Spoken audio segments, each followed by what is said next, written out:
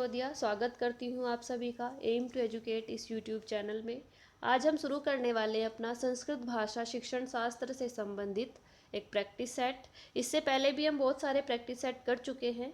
अगर आपने नहीं देखे हैं तो आप आई बटन पर क्लिक करके उनको ज़रूर देख लें। और अगर आपको मेरी वीडियोज़ पसंद आती हैं तो चैनल को सब्सक्राइब करना मत भूलिएगा और बेल आइकन को ज़रूर प्रेस कीजिएगा ताकि आपको मेरी सारी वीडियोज़ की नोटिफिकेशन मिलती रहे।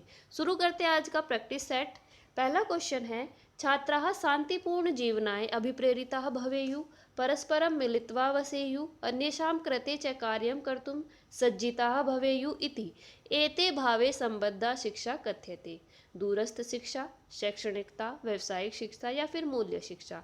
तात्पर्य ये है कि छात्र शांतिपूर्ण जीवन के लिए अभिप्रेरित होंगे, परस्पर मिलकर रहेंगे, अन्य कामों को भी परस्पर मिलकर करेंगे। इस प्रकार के भाव से जो शिक्षा संबंधित है उसको क्या कहते हैं हम? तो राइट ऑप्शन हमारा होगा मूल्य शिक्षा। इस प्रकार के भाव से जो शिक्षा प्रदान की जाती है बच्चों को वो हमारी मूल्य शिक्षा कहलाती है। नेक्स्ट है, पाठ्यवस्तु निहित विभिन्न शब्दानां साहाय्येन नूतनानां अपरिचितानां शब्दानां अर्थ ज्ञान प्रक्रिया केन कौशलेन संबद्धा।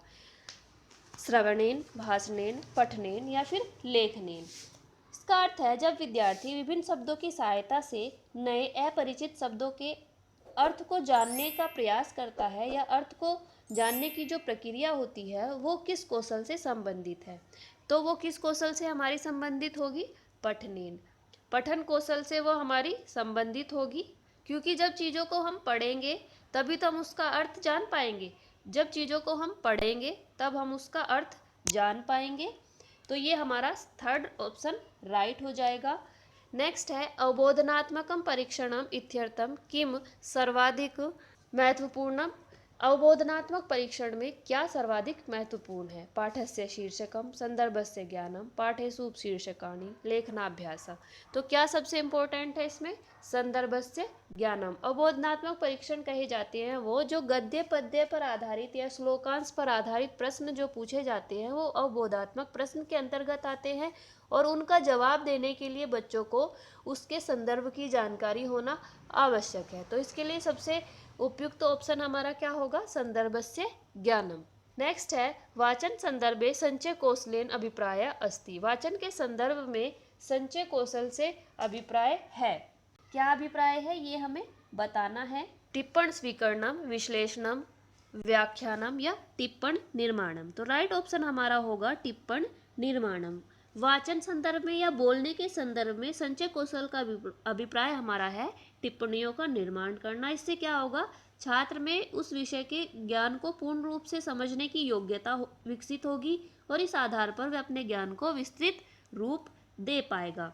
दूसरों की टिप्पणियों को स्वीकार करने से ऐसा नहीं होगा, विश्लेषण करने से भी नहीं होगा, व्याख्या करने से भी ऐसा नहीं होगा। राइट ऑप्शन हमारा होगा फोर्थ।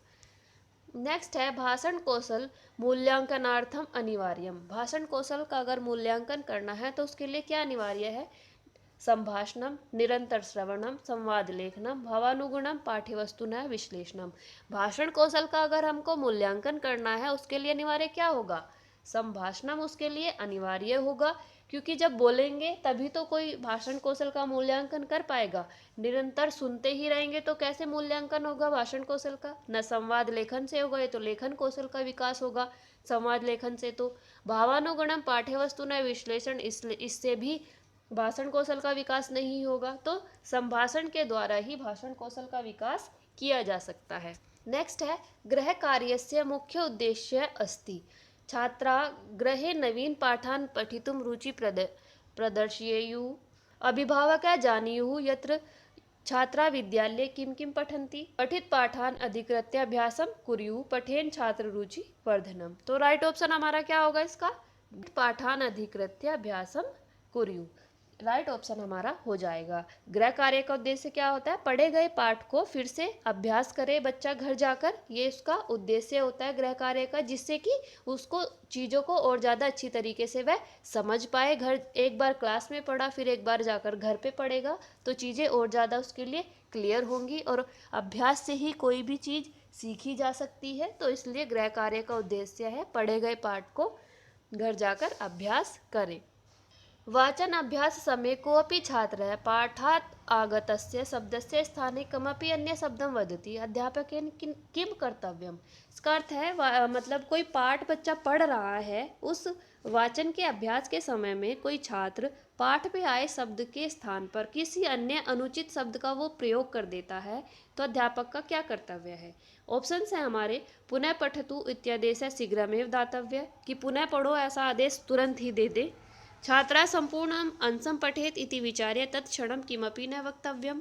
छात्र संपूर्ण अंश पढ़ ले, उसके बाद विचार करें उस पर, उस समय कुछ न कहे। तत्क्षणमेव शुद्धिकरणीयम, उसी समय शुद्धि की जानी चाहिए। श्याम पट्टे शब्दद्वयं लिखित्वा छात्रा शुद्धम शब्दम पुनः पठेत इति निर्देष्टव्य। तो राइट ऑप्शन क्या होगा हमारा, राइट ऑप्शन होगा सेकंड ऑप्शन। छात्र को संपूर्ण अंश पढ़ लेने के बाद उसने जो अनुचित वर्ड का यूज किया है उसको शुद्धि करवाई जाए, ना कि उसी समय उसको टोक दिया जाए। तो राइट ऑप्शन हमारा होगा सेकंड वाला। नेक्स्ट है, कोऽपि छात्रः अनुकरण अपेक्षया मूल रूपेण रचनात्मकम लेखनम लिखति इदम किम कथ्यते। कोई छात्र है वो अनुकरण करने की अपेक्षा स्वयं से ही रचनात्मक लेख लिखता है, तो उसको हम क्या कहेंगे। कथा लेखनम, संवाद लेखनम, सृजनात्मक लेखनम या फिर पत्र लेखनम। तो उसको हम कहेंगे सृजनात्मक लेखनम, वो सृजनात्मक लेखन की श्रेणी में वो आएगा। नेक्स्ट है, अधिगम अंतर्गत विभिन्न क्षेत्रेषु किम क्षेत्रम उच्च स्तरीय चिंतनेन संबद्धम। स्मरणात्मक, अवबोधनात्मक, मूल्यांकनात्मक, अनुव्यवहारात्मक। तो क्या हो जाएगा हमारा, उच्च स्तरीय चिंतन से क्या संबंधित है, कौन सा क्षेत्र संबंधित है हमारा उच्च स्तरीय चिंतन से। तो मूल्यांकनात्मक जो है हमारा ये क्षेत्र उच्च स्तरीय चिंतन से संबंधित है। मूल्यांकनात्मक जो क्षेत्र है हमारा ये उच्च स्तरीय चिंतन से संबंधित है। नेक्स्ट है, साहित्य शिक्षणे किम सर्वाधिकम महत्वपूर्णम। शब्दकोश है, पाठस्य संदर्भ है, समर्थक भाषा, छंद, ज्ञानम। तो ये हमारा क्या संबंधित है साहित्य शिक्षण से, पाठस्य संदर्भ, ये हमारा साहित्य शिक्षण में सर्वाधिक महत्वपूर्ण है। पाठ के संदर्भ का ज्ञान बच्चे को हो, साहित्य से संबंधित जब अगर हम शिक्षण करा रहे हैं तो उसमें पाठ के संदर्भ का ज्ञान सर्वाधिक महत्वपूर्ण है। जो पाठ का संदर्भ होगा साहित्य में, उसका ज्ञान अगर बच्चे को नहीं होगा तो उसकी जो पाठ का मूल भाव है वो उस तक नहीं पहुंच पाएगा, अगर उसको संदर्भ का ही ज्ञान नहीं होगा। नेक्स्ट है, शब्दार्थ ज्ञानार्थम किम सम उपयुक्तम। अलंकाराणां परिचय, वर्णविन्यासः, कवि परिचय, विविध संदर्भेषु शब्द प्रयोग है। शब्दों के अर्थ का ज्ञान बच्चे को हो, इसके लिए क्या आवश्यक है, इसके लिए आवश्यक है कि विविध संदर्भों में वो शब्दों का प्रयोग करे, तो उससे क्या होगा, उसको बच्चे को शब्दों के अर्थ क्लियर होंगे, उनका ज्ञान उसको और ज़्यादा अच्छे तरीके से हो पाएगा। नेक्स्ट है, व्याकरण शिक्षणार्थ किम सर्वाधिक महत्वपूर्ण। व्याकरण के शिक्षण के लिए क्या सर्वाधिक महत्वपूर्ण है। नियमानाम स्मरणम, विभिन्न संदर्भेषु पाठ्य बिंदुनाम अभ्यास, स्वच्छ सुंदर लेख, जीवन कौशलानी। तो व्याकरण के शिक्षण के लिए सर्वाधिक महत्वपूर्ण क्या है, विभिन्न संदर्भेषु पाठ्य बिंदुनाम अभ्यास। विभिन्न संदर्भों में पाठ के अंतर्गत जो बिंदु दिए गए हैं उनका अभ्यास बच्चा करे, उससे व्याकरण शिक्षण ज़्यादा प्रभावशाली रहेगा। व्याकरण को एक तरीके से हम मैथ से संबंधित मान सकते हैं। जिस तरीके से मैथ पढ़ी जाती है फॉर्मूला बेस्ड, वैसे ही व्याकरण होती है। व्याकरण में भी नियम होते हैं, वो नियम अगर बच्चे को क्लियर हो गए तो व्याकरण का ज्ञान समझो उसे पूरा हो गया।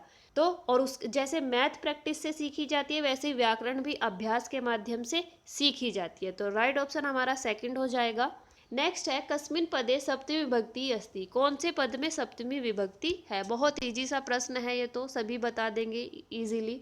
कौन सा है हमारा सप्तमी विभक्ति का यहाँ पर, सर्व, फलम, रामेण या पत्रे। तो कौन सा हो जाएगा, पत्रे। पत्रे में यहाँ पर सप्तमी विभक्ति है। नेक्स्ट है, द्वंद्व समासस्य उदाहरणम अस्ति। द्वंद्व समास का उदाहरण हमें यहाँ बताना है, क्या होगा। तो द्वंद्व समास का उदाहरण क्या होगा, विमान शास्त्रम, विश्व प्रसिद्धम, जीवन पद्धति या चरक सुश्रुतयो। तो राइट ऑप्शन हमारा होगा चरक सुश्रुतयो। चरक च सुश्रुतः च, राइट ऑप्शन हमारा हो जाएगा। तो ये थे हमारे संस्कृत शिक्षण शास्त्र से संबंधित प्रश्न। आगे भी हम इसी तरीके से प्रैक्टिस करते रहेंगे, आप सब देखते रहिएगा। नेक्स्ट टॉपिक मैं लाने वाली हूँ आपके लिए समास से संबंधित। समास भी एक इम्पोर्टेंट टॉपिक है संस्कृत भाषा में अगर बात करें तो मिलते हैं नेक्स्ट वीडियो में समास के साथ। तब तक बने रहिएगा एम टू एजुकेट के साथ और चैनल को सब्सक्राइब करना बिल्कुल भी मत भूलिएगा और अपने फ्रेंड्स को भी शेयर कीजिएगा। धन्यवाद।